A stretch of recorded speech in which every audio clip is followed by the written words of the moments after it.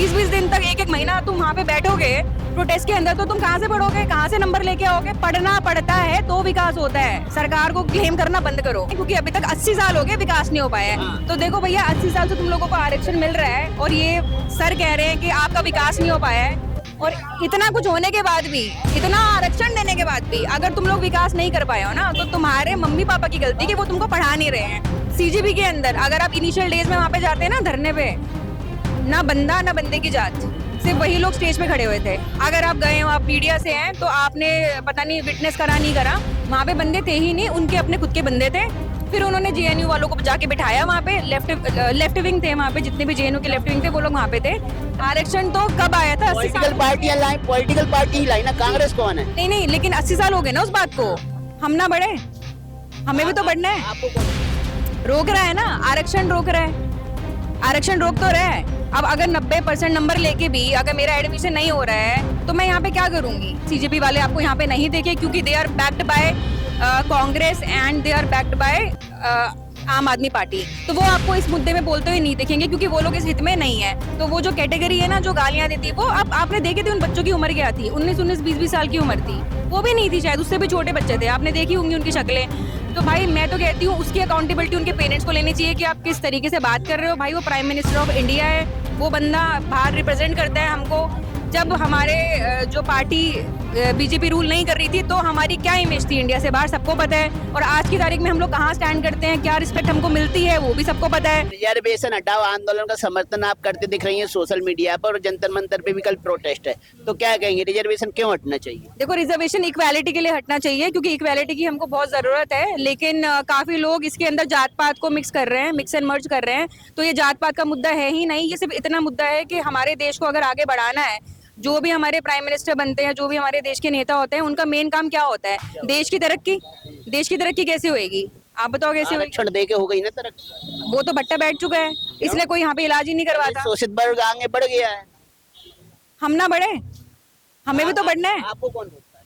रोक रहा है ना, आरक्षण रोक रहा है, आरक्षण रोक तो रहा है। अब अगर 90% नंबर लेके भी अगर मेरा एडमिशन नहीं हो रहा है, तो मैं यहाँ पे क्या करूंगी? यहाँ के जितने भी अच्छे कॉलेजेस है, हर कॉलेज के अंदर रिजर्वेशन है। अगर 40% लेके, अगर आप मेरे साथ पढ़ाई कर रहे हैं, मैं आपके साथ पढ़ाई कर रही हूँ, आप ले गए 40, कॉलेज भी ले गए बढ़िया, मैं ले गई 90%, मेरे को तब भी कॉलेज नहीं मिला, क्योंकि हम लोगों को नहीं मिलता 90% में भी कॉलेज, हमको लाने पड़ते हैं 98, 99 ऑलमोस्ट पूरे नंबर, तब जाके हमें कुछ मिलता है, कहीं पे एडमिशन होता है।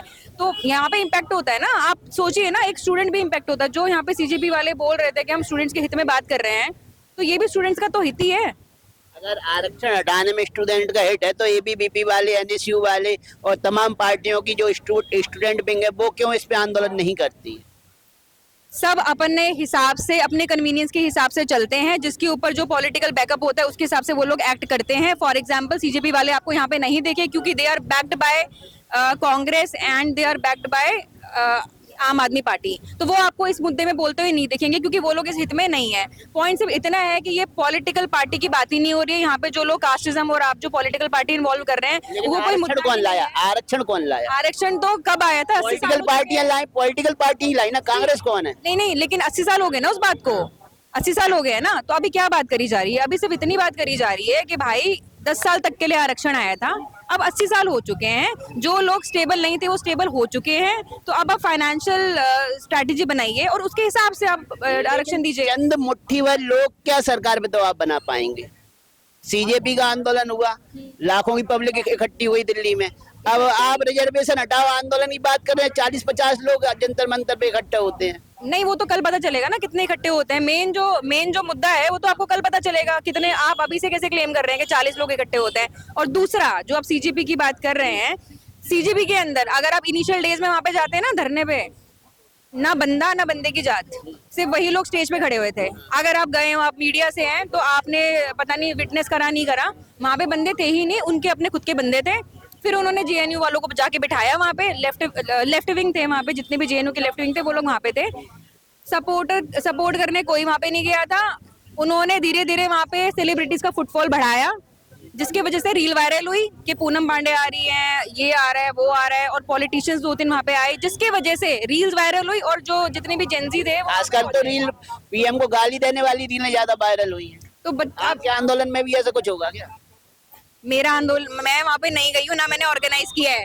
मेरा आंदोलन मत बोलो, मैंने ऑर्गेनाइज नहीं किया। समर्थन तो कर रही है ना। मैं बस उसके बारे में मुद्दा अपना पॉइंट रख रही हूँ, तो वो आंदोलन मैंने ऑर्गेनाइज नहीं किया है वहाँ पे। रिजर्वेशन हटाओ आंदोलन में भी इसी तरीके की टिप्पणियां देखने को मिलेंगी क्या? अगर मांगे नहीं मानी जाती तो पीएम को गाली गलौज दी जाएगी क्या? मेरे को लगता है कि ये जो कैटेगरी है ना जो वहाँ पे खड़ी है इस मांग के लिए, मुझे नहीं लगता कि इतने ऐसे संस्कार उन लोगों को किसी को मिले होंगे, क्योंकि मैं भी उसी कैटेगरी में फॉल करती हूँ। ठीक है, मैंने भी बहुत सारे मीडिया बाइट्स दिए हैं, आपको मेरी किसी भी मीडिया बाइट में बदतमीजी नहीं दिखेगी, गाली गलौज नहीं दिखेगी। तो वो जो कैटेगरी है ना जो गालियां देती है, वो अब आपने देखे थे उन बच्चों की उम्र क्या थी, 19-19 20-20 साल की उम्र थी, वो भी नहीं थी शायद, उससे भी छोटे बच्चे थे, आपने देखी होंगी उनकी शक्लें। तो भाई मैं तो कहती हूँ उसकी अकाउंटेबिलिटी उनके पेरेंट्स को लेनी चाहिए कि आप किस तरीके से बात कर रहे हो। भाई वो प्राइम मिनिस्टर ऑफ इंडिया है, वो बंदा बाहर रिप्रेजेंट करता है हमको। जब हमारे जो पार्टी बीजेपी रूल नहीं कर रही थी तो हमारी क्या इमेज थी इंडिया से बाहर, सबको पता है। और आज की तारीख में हम लोग कहाँ स्टैंड करते हैं, क्या रिस्पेक्ट हमको मिलती है, वो भी सबको पता है। तो भाई लेकिन आपको ये भी पता होगा आरक्षण का लाभ लेने वालों की संख्या आप लोगों से कई गुना ज्यादा है।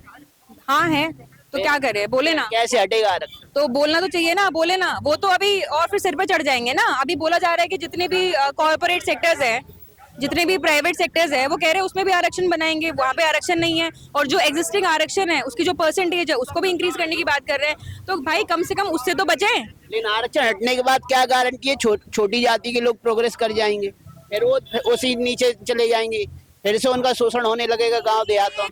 एक सेकंड, अभी तक विकास नहीं हुआ क्या उनका? हुआ नहीं क्या? विकास सबका कहाँ हो पाया? चंद लोगों का हो पाया जो आरक्षण का लाभ उठा पाए। नहीं नहीं नहीं नहीं नहीं नहीं। तो आप ये कहना चाहते हैं, आपने ऑडिट किया है क्या इस बारे में? ये है आपने ऑडिट? ऑडिट तो सरकार भी कराती रहती है। तो आप किस बुनियाद पे बात कह रहे हैं कि जिनका नहीं हुआ वो रह जाएंगे? आप कैसे कह सकते हैं कि उनका विकास नहीं हुआ है? आप ये कैमरा में, विकास हो गया होता तो सरकार खुद आरक्षण हटा देती। विकास नहीं हो पाया तब ना सरकार आरक्षण लागू आप करी तो है। सेंसिबल बोल रहे हैं उन लोगों को जो लोग कहते हैं कि आरक्षण जो है वो हटना नहीं चाहिए। तो आप कह रहे हैं कि वो बिल्कुल सही कह रहे हैं, क्योंकि अभी तक 80 साल हो गए विकास नहीं हो पाया है। तो देखो भैया, 80 साल से तुम लोगों को आरक्षण मिल रहा है और ये सर कह रहे हैं कि आपका विकास नहीं हो पाया है। और इतना कुछ होने के बाद भी, इतना आरक्षण देने के बाद भी अगर तुम लोग विकास नहीं कर पाए हो ना, तो तुम्हारे मम्मी पापा की गलती कि वो तुमको पढ़ा नहीं रहे हैं। क्योंकि जो अंबेडकर जी थे ना, वो उस टाइम पे भी पढ़ गए थे, संविधान में भी उनकी हिस्सेदारी थी। तो तुम नहीं पढ़ पा रहे हो ना, तो भाई तुम्हारा विकास नहीं हुआ है, तो मम्मी पापा की गलती है कि तुमको पढ़ा नहीं रहे, तुमको फोन दिखा रहे हैं और रील दिखा रहे हैं। रील देखना बंद करो और पढ़ना शुरू करो। 20-20 दिन तक, एक महीना तुम वहाँ पे बैठोगे प्रोटेस्ट के अंदर, तो तुम कहाँ से पढ़ोगे, कहाँ से नंबर लेके आओगे? पढ़ना पड़ता है तो विकास होता है। सरकार को क्लेम करना बंद करो। बाबा साहब अम्बेडकर कितने पढ़े लिखे थे? PhD होल्डर थे वो तो। हाँ। तो आप सोचो उस टाइम पे वो पढ़ गए, आप कैसे कह सकते हो कि वो नहीं पढ़ते थे? जो बच्चा पढ़ना चाहता है वो पढ़ जाता है, जिसको वहाँ पे भी 1 महीना तक बैठ के अपना टाइम खराब करना है वो खराब करता है। तो क्या कह रहे हैं, शिक्षा में से आरक्षण हटा देने चाहिए या सभी सेक्टर से आरक्षण हटा देने चाहिए? मैं इक्वालिटी की बात कर रही हूँ, हटाना नहीं हटाना जात पात मत लाइए बीच में। मैं सिर्फ इतनी बात कर रही हूँ कि इक्वालिटी की जरूरत है हमको। जात पात कब बोला मैंने? एक आगे शिक्षा में से अकेला आरक्षण हटा देना चाहिए सभी सेक्टर से। शिक्षा में से जाति का नाम ही नहीं लिया। स्पेसिफिकली ऐसे सेक्टर्स, जैसे कि आप एक टीचर आपने 40% वाला बना दिया, वो क्या पढ़ाएगा बच्चों को? डॉक्टर क्या इलाज कर लेगा 40% वाला? 90 वाले को, जिसके 90% आए होंगे, दिमाग तो उसमें ज्यादा होगा ना। अब वो किसी भी कैटेगरी का हो सकता है। मैं ये थोड़ी कह रही हूँ कि वो 90 नंबर जो ला रहा है वो जनरल वाला ही ला रहा है, वो रिजर्वेशन भी ला सकता है, वाला भी ला सकता है, कोई भी हो सकता है। आपको क्या लग रहा है अभी तक अधिकतर डॉक्टर 40% वाली आपका इलाज कर रहे हैं? अगर कोटा है तो कॉमन सेंस है सर, आप फिर से वही वाली बात कर देते हो। ये तो कॉमन सेंस है, ये देखो कॉमन सेंस है कि अगर आप रिजर्वेशन दे रहे हैं तो बहुत सारे लोग जो हैं रिजर्वेशन कैटेगरी के, जिनके नंबर कुछ नहीं आ रहे हैं, वो उस उपाधि पे बैठे हुए हैं जिसपे वो डिजर्व नहीं करते हैं। तो उनको हटाइए ताकि देश आगे बढ़ जाएगा। तो कितना कामयाब होगा आंदोलन? बस आखिरी सवाल है। कामयाब तो कल पता चलेगा, वो कल पता चलेगा। हम पहले से क्लेम नहीं कर सकते हैं कि कितना सक्सेसफुल होने वाला है। वो हमें कल ही पता चलेगा कि कितनी भीड़ आती है, कितने लोग समर्थन के लिए आते हैं, और काफी सारी संगठन है ऐसी जो इनको सपोर्ट करती है, तो कितनी आती है वो कल पता चलेगा। आप लोग मीडिया हैं, आप लोग वहाँ पे आएंगे, आप बताएंगे हमें।